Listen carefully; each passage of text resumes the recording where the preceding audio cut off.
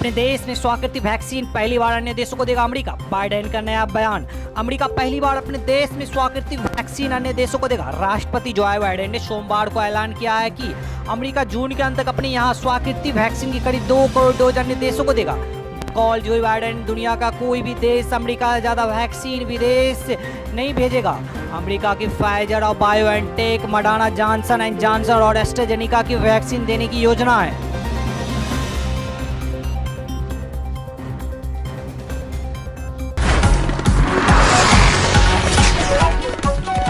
अब फ्रिज में 1 महीने तक रखी जा सकेगी फाइजर की वैक्सीन। यूरोप संघ के ड्रग्स रेगुलेटर ने कहा है कि फाइजर वैक्सीन को फ्रिज के तापमान में 1 महीने तक रखा जा सकता है। गौरतलब है कि इससे पहले इस वैक्सीन के लिए यह समय सीमा केवल 5 दिन के लिए रखा गया था। दरअसल इसके अच्छे परिणाम सामने आने के बाद से फाइजर वैक्सीन असरदार मानी जा रही थी, लेकिन उच्च तापमान और मुश्किल ट्रांसपोर्टेशन के जरिए इसका वितरण मुश्किल हो रहा था।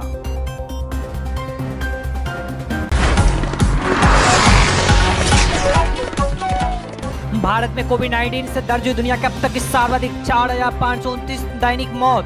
देश में पिछले 24 घंटे के भीतर कोविड-19 से 4,529 मौत हुई है, जो दुनिया के अब तक सर्वाधिक दैनिक आंकड़ा है। वही देश में पिछले एक दिन में 2,67,334 नए मामले मिले और 3,79,851 मरीज रिकवर हुए।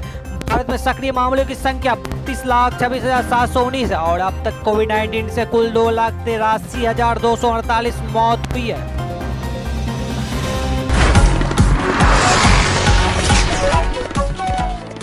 इस साल में इतनी दूरी तय कर 7 दिन सक्रिय रहने वाला पहला तूफान है टॉकेट। लक्षद्वीप से लेकर गुजरात तट पर पहुंचने के लिए चक्रवाती तूफान टॉकेट ने करीब 1200 किलोमीटर की दूरी तय की है। ये दूरी 7 दिन में तय की गई है। इस दौरान तूफान ने पश्चिमी तट के सभी 5 राज्यों और 2 द्वीप समूह में भारी तबाही मचाई है। अरब सागर में इससे पहले किसी तूफान ने इतनी लंबी दूरी तय नहीं की थी। तूफान का केंद्र द्वीप से 35 किलोमीटर साउथ ईस्ट में है।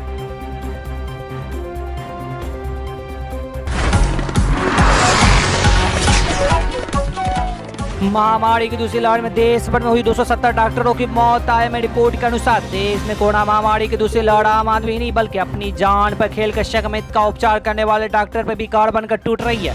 वायरस प्रतिदिन डॉक्टर को अपना शिकार बना रही है। सोमवार को पद्मश्री से सम्मानित और इंडियन मेडिकल एसोसिएशन आईएमए के उपाध्यक्ष डॉक्टर के अग्रवाल की भी दिल्ली एम्स में मौत हो गई है। इस बीच सोमवार को आई रिपोर्ट के अनुसार दूसरी लहर में अब तक 270 डॉक्टरों की मौत हो चुकी है। आज पीएम मोदी ने 8 राज्यों 2 केंद्र शासित प्रदेश के 46 जिलाधिकारी से सीधा संवाद करके कहा है कि महामारी के दौरान कई अधिकारी कई दिनों से अपने घर नहीं जा पाए। अगर आपका जिला जीतेगा तो हमारा देश भी जीतेगा। कालाबाजारी पर सख्ती करनी जरूरी है। आप जिला में अस्पताल में कितने बेड खाली और कहां खाली है, इसकी एक डिटेल सूचना जारी की जानी चाहिए।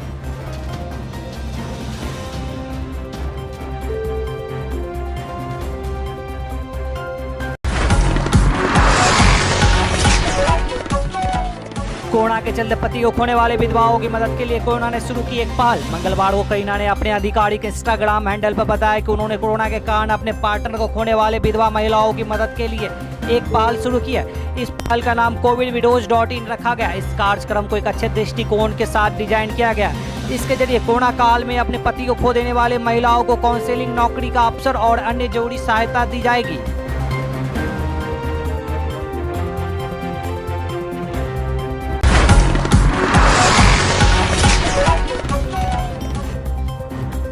अहमदाबाद में 21 मई तक जारी रहेगा कर्फ्यू।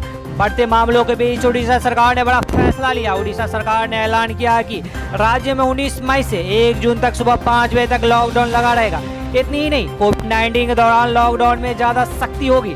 दूसरी तरफ कोरोना के बढ़ते मामलों को देखते हुए अहमदाबाद पुलिस ने कर्फ्यू बढ़ाने का फैसला लिया। अब अहमदाबाद में 21 मई तक कोरोना कर्फ्यू लगा रहेगा।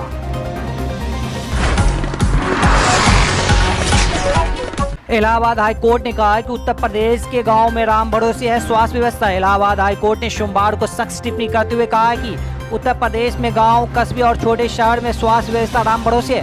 कोर्ट ने कहा कि ग्रामीण इलाकाओं के स्वास्थ्य केंद्र में जीवन रक्षक उपकरण की कमी है। मेरठ के सरकारी अस्पताल में एक शख्स की मौत और डॉक्टर के उसकी पहचान करने में नाकाम रहने से संबंध में एक याचिका पर सुनवाई करते हुए कोर्ट ने यह टिप्पणी की है।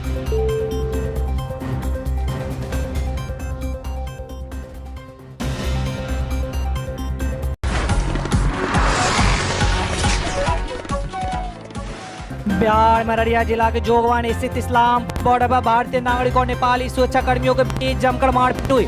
नो मैंस लैंड पर 4 महीनों को लेकर विवाद अचानक मारपीट में बदल गया।